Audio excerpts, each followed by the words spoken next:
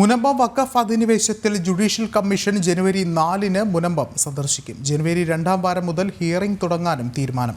കമ്മീഷന്റെ ചോദ്യങ്ങൾക്ക് മുനമ്പത്തെ ഭൂവുടമകളും സമരസമിതിയും ഫറൂഖ് കോളേജ് അധികൃതരും വിശദീകരണം നൽകിയെന്ന് ജസ്റ്റിസ് CN രാമചന്ദ്രൻ നായർ അറിയിച്ചു. സുധീഷ് ഗോപാൽ ചേരുന്നുണ്ട്. സുധീഷ, എന്താണ് ഏറ്റവും പുതിയ വിവരങ്ങൾ? മുനമ്പത്തെ വഖഫ് അധിനിവേശവുമായി ബന്ധപ്പെട്ട് സർക്കാർ നിയോഗിച്ച ജുഡീഷ്യൽ കമ്മീഷന്റെ സന്ദർശനം മുനമ്പത്ത് ജനുവരി 4-ാം തീയതി ഉണ്ടാകുമെന്നതാണ് ഇപ്പോൾ ഏറ്റവും പ്രധാനമായും പറയുന്നത്. അതോടൊപ്പം തന്നെ ജനുവരി 2-ാം വാരം മുതൽ തന്നെ ഈ വിഷയത്തിൽ ഹിയറിംഗ് ആരംഭിക്കുമെന്നും ഇതുമായി ബന്ധപ്പെട്ട് നിയോഗിക്കപ്പെട്ട judicial commission chairman justice Ramachandran Nair വ്യക്തമാക്കുന്നുണ്ട്.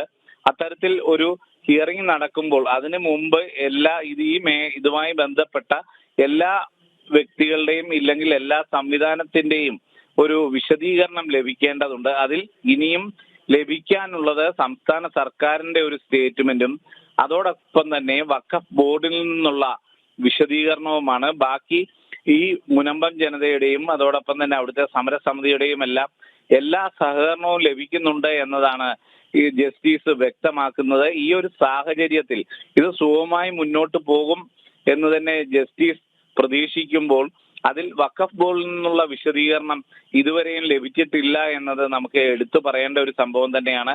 എന്തുതന്നെ ആയാലും ഈ ഒരു സാഹചര്യത്തിൽ ജനുവരി 4-ാം തീയതി അവിടെ മുനമ്പത്ത് നേരിട്ട് ജസ്റ്റിസിന്റെ നേതൃത്വത്തിലുള്ള കമ്മീഷൻ സന്ദർശനം നടത്തുകയും അവിടുത്തെ കാര്യങ്ങൾ വിശദമായി പരിശോധിക്കുകയും ചെയ്യും എന്നതാണ് ഇപ്പോൾ നമുക്ക് മനസ്സിലാക്കാൻ കഴിയുന്നത്. വിഷ്ണു, ശരി, സുധീഷ് ഗോപാലാണ് വിശദമായ റിപ്പോർട്ട് നൽകിയത്.